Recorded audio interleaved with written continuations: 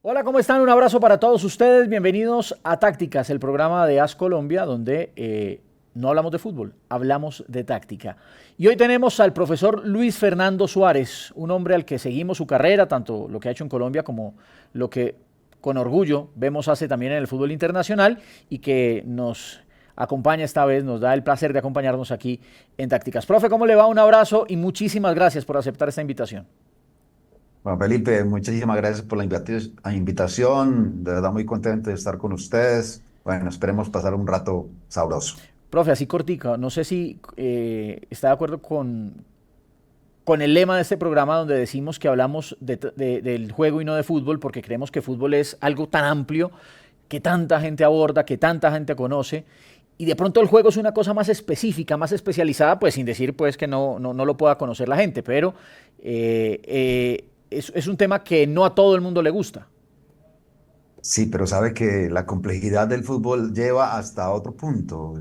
Dentro de las situaciones que me ha llevado a mí, sobre todo cuando hablo y escucho y leo sobre las situaciones nuevas del fútbol, siempre llego a la misma situación que en mi vida creo que me ha flechado, me ha asignado, que es que el fútbol, lógicamente, sí, tiene un componente táctico, tiene mucho de estrategia, hablando de los sistemas, pero también es una relación de un cuerpo técnico con un grupo de jugadores. Y ese grupo de jugadores en determinado momento funcionan si uno hace los trabaja a ellos, pues, lógicamente, como futbolistas, pero los trata como personas. Y eso es importantísimo bajo cualquier sistema, con cualquier estrategia y pensando en cualquier táctica que se pueda estar implementando en un equipo.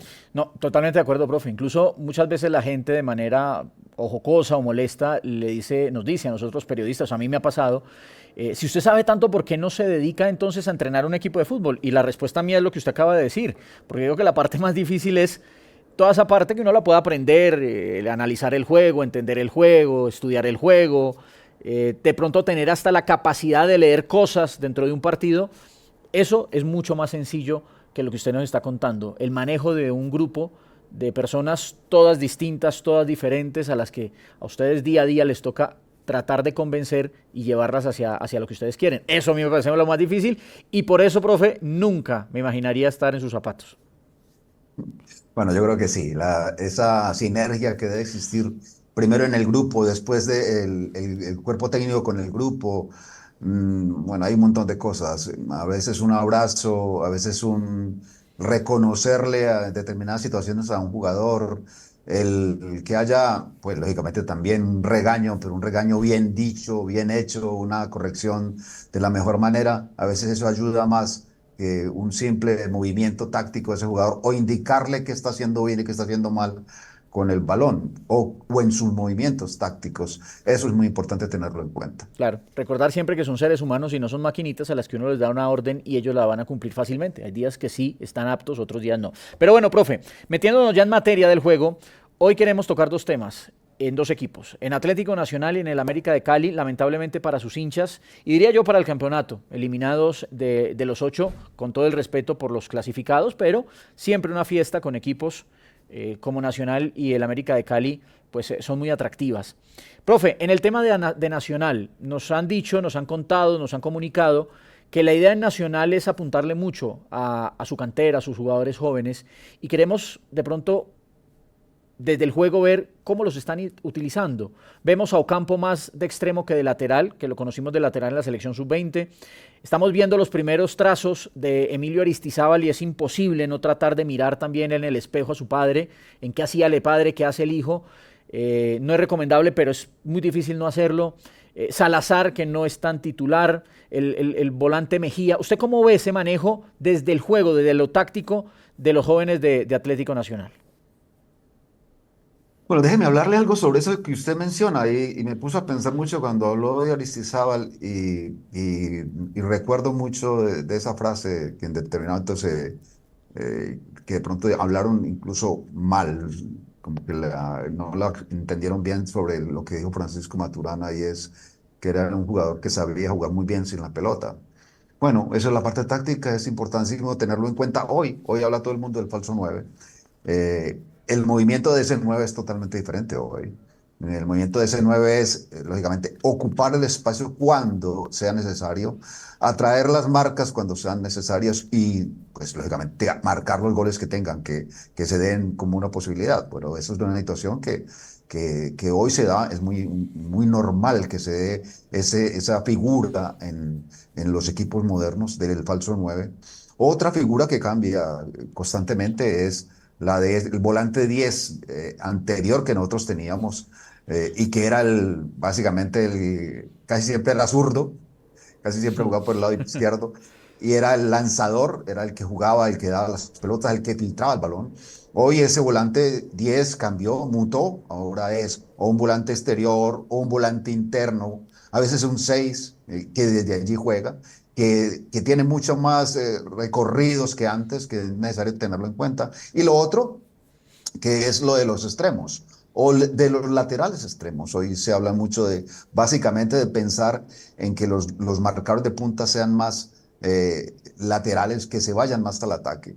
Y eso un poco, pues, lógicamente, eso está bien. Yo creo que se habla mucho de eh, eh, tener mucha más superioridad numérica en ataque, pero en determinado momento hay que tener en cuenta también cuando se pierde la pelota, esas transiciones, cómo uno las puede, sobre todo las transiciones ataque-defensa, cómo uno las puede solucionar, el contraataque del equipo contrario. Venga, metámonos en problema los dos, profe, porque le voy a ser muy honesto. Yo le he comentado ya un par de partidos a Emilio Aristizábal y, y me cohíbo, porque claro, a mí me tocó la época, no como periodista, pero sí como aficionado al fútbol, la época donde se hablaba del mejor 9 del mundo sin pelota. Y yo hacía parte del pequeñito grupo que lo entendía y lo disfrutaba. Yo disfrutaba a Aristizábal en sus movimientos, yo disfrutaba a Aristizábal en sus desmarques, muchas veces para que el Tino o Dodó, ¿se acuerda? En Brasil salieran goleadores. Ahora, Víctor también hizo muchos goles. No en vano es el actual goleador histórico de nuestra liga, no, pero sí de nuestro fútbol en general. Y sabe que yo en Emilio veo cosas parecidas, profe. No ha hecho su gol y ya empieza el murmullo. No ha hecho goles, pero ¿cuándo va a ser un gol? Pero yo lo veo en los partidos, profe, y cada vez lo veo crecer más. En eso que usted explicaba, en el movimiento del falso 9, en el trabajo del que entra y sale, que se tira también a los costados, que trabaja también para que su compañero desde atrás caiga a zonas libres. Así que lo invito a que nos metamos en ese lío, profe, y empecemos a hablar de Emilio sin la pelota. Pero ahí el problema mayor es que nos tenemos que meter con Emilio siendo hijo de Víctor, que eso es otra cuestión bien complicada, porque el peso, el piano que tiene Emilio es grande. Básicamente es la comparación que pueda tener un jugador de fútbol que su papá fue una estrella grandísima del fútbol, no solamente colombiano, sino internacional. Entonces también hay que tener en cuenta eso y hay que tener en cuenta que Emilio debe ser alguien que con un carácter todavía creo que muchísimo más fuerte que el mismo caso de Víctor. ¿Por qué razón? Porque lo comparan con él. Entonces, no es, él antes de nacer en esto para el fútbol ya tenía un nombre y el nombre era que soy el hijo de Víctor Aristizábal. O sea que hay que tener en cuenta ello. Pero de todos modos sí, es cierto lo que usted dice. Pero lo que más creo yo que lo puede a él tranquilizar respecto a lo que venga de aquí en el futuro es que marque, es que haga goles. Porque hasta ahora ahí está haciendo bien los movimientos, pero bueno, un delantero es para que también marque, es una cuestión que es necesario tenerla en cuenta. No necesariamente cuando uno es falso 9 es que nunca vas a convertir un gol, no, es que tengas las posibilidades de, con tus movimientos, con tu fijar marcas de los contrarios, sean aprovechados, ya sea por algunos otros jugadores, el volante externo que hace después de volante interior, o que él mismo ocupe ese espacio con sorpresa. Creo que eso es lo más importante. Pero ahí lo más importante para Emilio seguramente es que le va a tranquilizar el día, que ya haga un gol, que ya se tranquilice en esto y que ya vaya cogiendo la suficiente confianza. Es un chico joven que tiene de verdad mucho futuro. Profe, por la misma línea, pero saliéndome ya de Emilio, haciéndolo un poco más general. Eh, a veces el entrenador ve en un delantero cosas que desde la estadística pues parecieran no pesar, precisamente eso. Uno ve, bueno, la selección Colombia, Borré. Borré es un jugador que hasta aquí para Lorenzo es intocable. Y claro, si uno va a la estadística, uno ve los números goleadores de Borré no son los más importantes, ni en clubes ni en selección.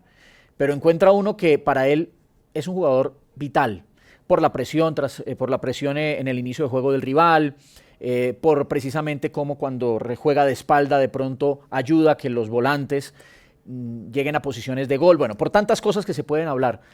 El técnico se fija más en eso de pronto que en la estadística, profe, o hay que saberlas combinar.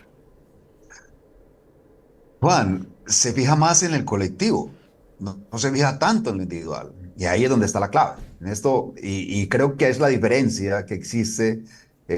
Bueno, no sé si en ustedes, creo que en ese sentido ustedes también miran lo colectivo, pero se fijan mucho en cómo calificar a alguien siempre. Uh-huh.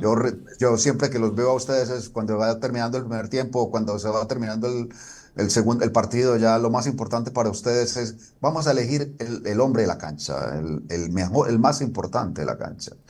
Y para uno es lo más complicado, porque para uno puede que no se note mucho un jugador como el mejor de la cancha porque no hizo un gol, pero fue el que tácticamente hizo funcionar un bloque, por ejemplo, o con los movimientos de él y se pudieron convertir estos goles. Entonces la parte de táctica grupal, antes que táctica individual, es mucho más, bueno, táctica grupal y táctica de equipo. Acuérdese que hay tres clases de tácticas: la táctica individual, la táctica grupal, que es la que más o menos maneja como determinados jugadores que están cercanos, y la táctica del equipo. Entonces, para uno como entrenador, lo más importante es, primero, cómo funciona el equipo colectivamente, después cómo funcionan los bloques y después cómo funcionan individualmente las cosas. Entonces, de pronto la mirada nuestra, no, de pronto no, la mirada nuestra es totalmente diferente a la que ve el común y corriente de la gente.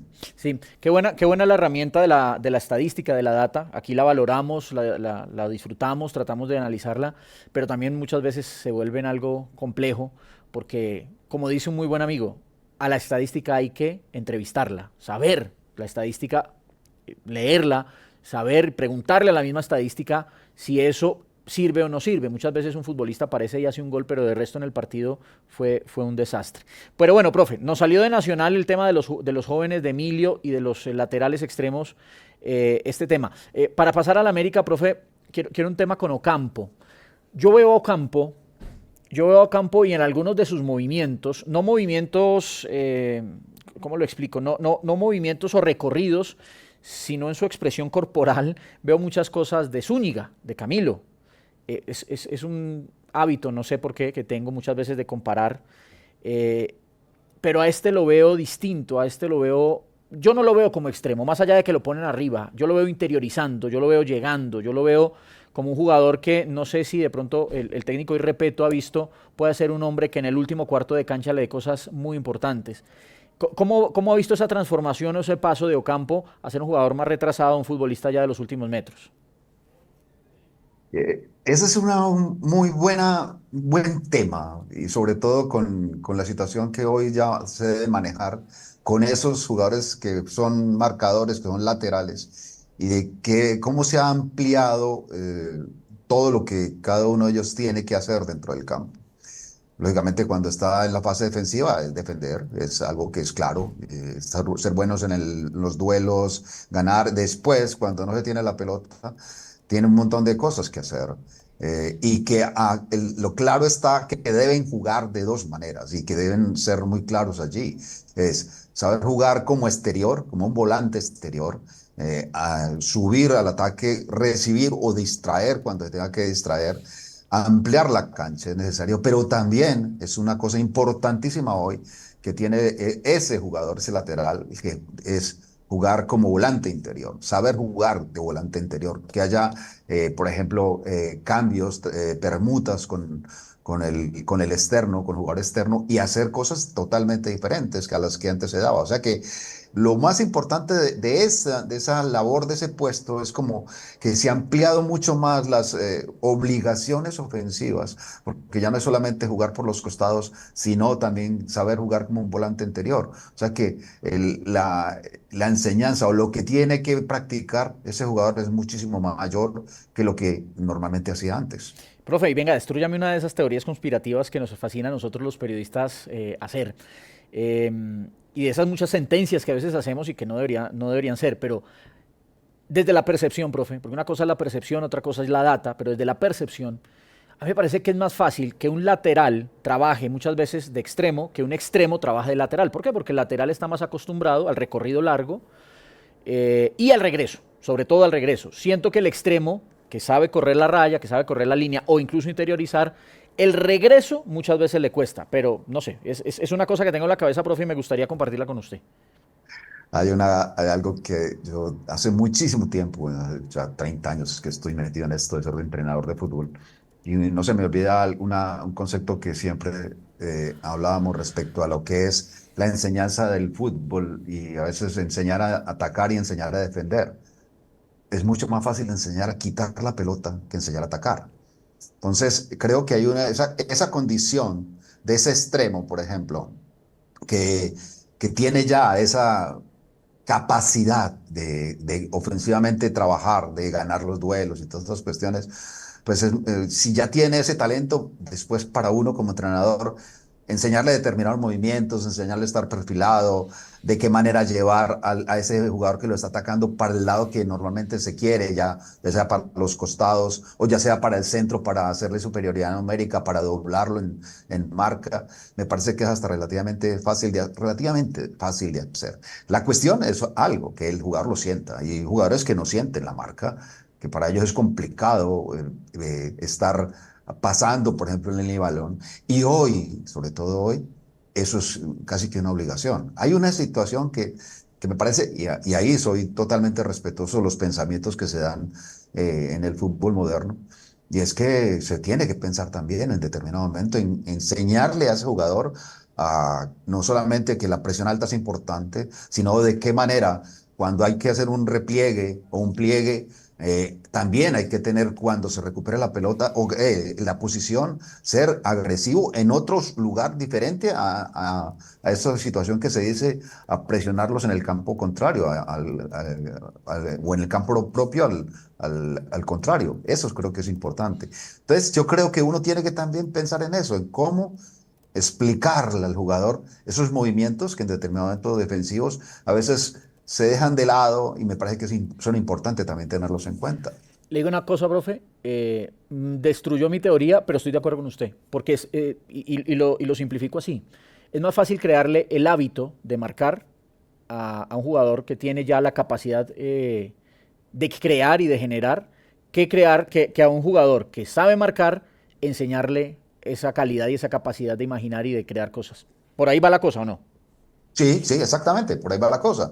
Y es la misma situación en la cual es, por ejemplo, yo recuerdo que tuvimos un día alguna charla hablando sobre esa situación de fijar las marcas que uno normalmente en ataque siempre hace. Está atacando, entonces hay movimientos hacia los costados o movimientos de profundidad o que ese falso 9 venga y traiga un delantero.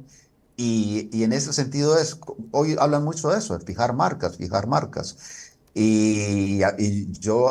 Para mí lo más importante, lógicamente en ataque es eso y bastante bueno, es necesario hacerlo, porque eso indica movilidad. Y eso es, durante todo el tiempo en el fútbol ha existido eso, moverse, hay que moverse. Y uno se mueve y atrae marcas, fija marcas. Ujú. Y cuando uno está atacando, también tiene que estar pensando, si a mí el contrario, el entrenador contrario, me quiere fijar, me quiere mover en determinados momentos para determinados sitios, para aprovechar espacios que yo deje, ¿qué yo debo hacer? No caer en esa trampa. Entonces yo me tengo, y mi enseñanza para los jugadores cuando yo estoy trabajando es, en ataque fijemos, en defensa debemos dejarnos fijar por un solo elemento. Ese elemento es el balón.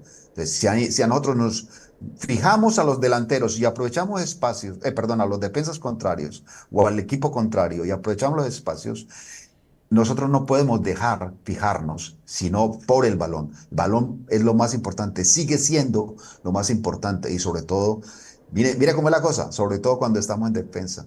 Si el balón es importante atacando porque con él vamos a hacer goles, también es importante cuando estamos defendiendo porque allí no va a estar, no vamos a tener distracciones con los movimientos del contrario.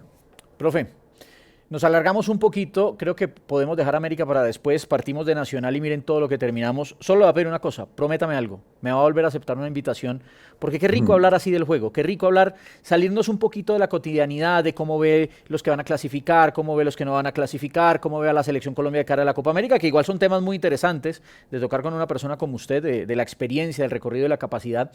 Pero yo creo que también hay que tratar, profe, a ustedes, porque son varios los entrenadores a los que hay que permitirles estos espacios donde todos aprendemos, donde todos nos acercamos a algo que parece dificilísimo, cosa de expertos, pero que ustedes nos lo simplifican, profe, así que prométame que me va a volver a aceptar una invitación. Es una promesa, claro que sí, Juan Felipe. A los amigos siempre, con mucho gusto. Profe, muchas gracias por estar aquí con nosotros en Tácticas, el programa de AS Colombia, donde no hablamos de fútbol, hablamos del juego.